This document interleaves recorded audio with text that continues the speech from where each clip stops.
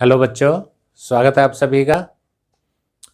पिछली वीडियो में हमने आयत का क्षेत्रफल और परिमाप निकालना सीखा था। आज की वीडियो में हम सीखेंगे समांतर चतुर्भुज का क्षेत्रफल कैसे निकालते हैं। तो चलिए शुरू करते हैं आज प्रश्नावली 11.2 के सवाल। पहले सवाल में निम्न में प्रत्येक समांतर चतुर्भुज का क्षेत्रफल ज्ञात कीजिए। समांतर चतुर्भुज का क्षेत्रफल, इसका सूत्र होता है आधार गुणा में ऊंचाई। ये देखिए, पहले सवाल में हमें एक समांतर चतुर्भुज की आकृति दी हुई है जिसका आधार है 7 सेंटीमीटर और ऊंचाई है 4 सेंटीमीटर। तो हमने इसका क्षेत्रफल निकालना है। तो जैसा कि अभी मैंने आपको बताया, समांतर चतुर्भुज का क्षेत्रफल होता है आधार गुणा में ऊंचाई। तो यहाँ आधार है 7 सेंटीमीटर और ऊंचाई दी हुई है 4 सेंटीमीटर। तो समांतर चतुर्भुज का क्षेत्रफल होता है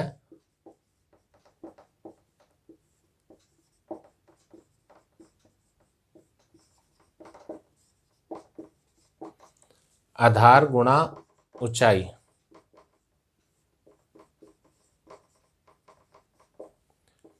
तो हमें यहाँ आधार दिया हुआ है 7 सेंटीमीटर और ऊंचाई दी हुई है 4 सेंटीमीटर। तो हमारा आंसर आ जाएगा 28 सेंटीमीटर स्क्वायर।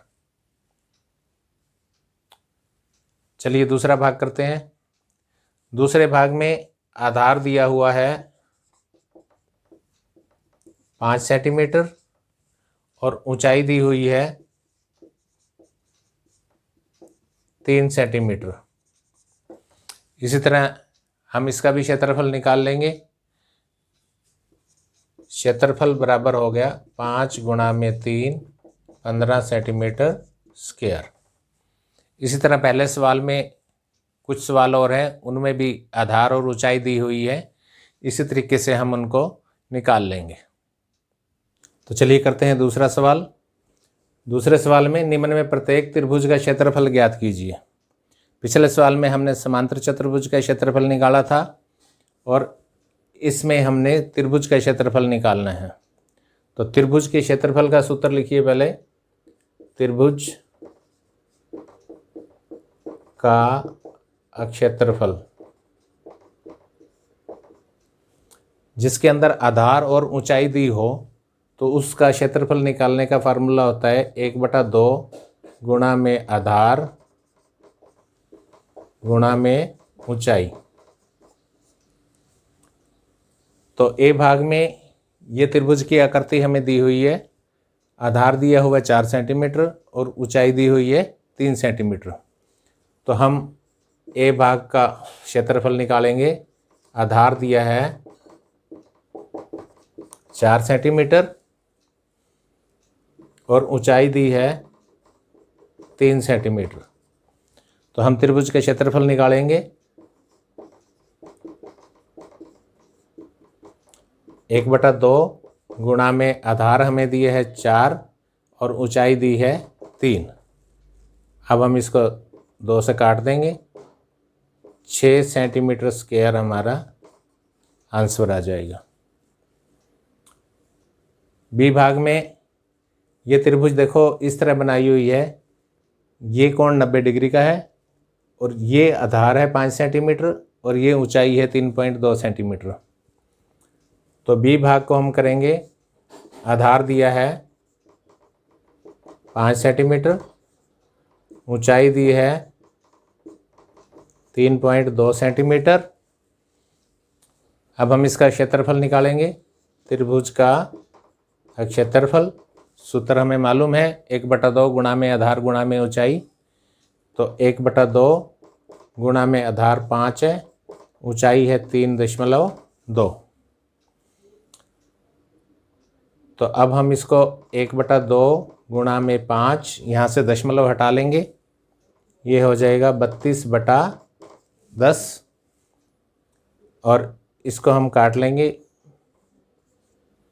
2 16, 2 एकम 2, 2 8 16, तो 8 सेंटीमीटर स्क्वायर हमारा आंसर आ जाएगा। सी भाग में आधार दिया हुआ है 3 सेंटीमीटर और ऊंचाई दी है 4 सेंटीमीटर, तो सी भाग का भी इसी तरह क्षेत्रफल बराबर 1/2 गुणा में आधार 3 है और ऊंचाई है 4, ये 2 पे कट जाएगा, 6 सेंटीमीटर स्क्वायर आंसर आ जाएगा। डी भाग में ये एक अधिकोण त्रिभुज है, बाहर से इसका लंब दिया हुआ है, तो ऊंचाई इसकी है 2 सेंटीमीटर और आधार है इसका 3 सेंटीमीटर, तो इसमें भी हम आधार 3 सेंटीमीटर और ऊंचाई हो जाएगी 2 सेंटीमीटर, तो त्रिभुज का क्षेत्रफल निकाल लेंगे हम 1/2 गुणा में 3 गुणा में 2, 2 से 2 कट जाएगा, 3 सेंटीमीटर स्क्वायर हमारा आंसर आ जाएगा। आज हमने प्रश्नावली 11.2 के पहले 2 सवाल किए हैं और शेष सवाल अगली वीडियो में करवाए जाएंगे। आशा है आप सभी को सवाल समझ में आ रहे होंगे। प्यारे बच्चों, अगर अभी तक आपने हमारे चैनल को सब्सक्राइब नहीं किया है तो नीचे सब्सक्राइब का बटन होगा, उसको दबा दें ताकि आने वाली वीडियो की जानकारी आपके मोबाइल पर तुरंत मिल सके। Thanks for watching.